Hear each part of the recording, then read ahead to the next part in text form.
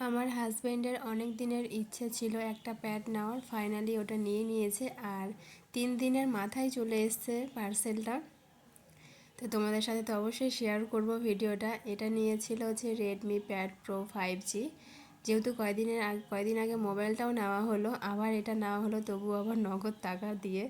তো যাই হোক, এটা নেওয়ার ওর ইচ্ছেটা ছিল, সেটা পূরণ হয়ে গেল। পরে দেখা যাক কী হচ্ছে।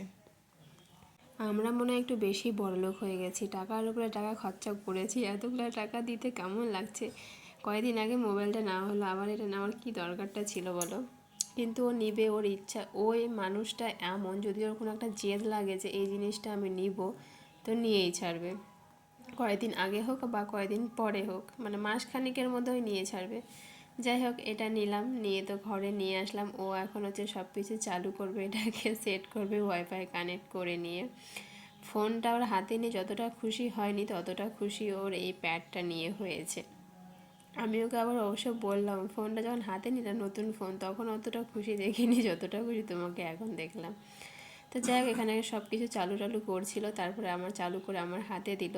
তো আমি এখানে দেখলাম, দেখার পর ক্যামেরাটা অন করলাম যে ক্যামেরা কেমন আছে। আর এখানে যখন আমি ক্যামেরার সামনে ধরছি, পুরো ঘরটা এখানে ক্যাপচার হয়ে যাচ্ছে। আমার কোনো কিছু ভালো লাগুক চাই না লাগুক, বাট এই ক্যামেরাটা খুবই সুন্দর, ওর ফোনের থেকেও সুন্দর ক্যামেরা এটার। তো ইউজ করে খুবই ভালো লাগছে দেখতে। এটা গানটা একটু তোমরাও শুনো, তোমাদের সাথেও শেয়ার করি। কন্যা তুই রাতের শেষ, তুই আমার ভালোবাসার ঘর, তুই আমার ভালোবাসার দেশ। তোরই কথা পড়লে মনে ফুটেছে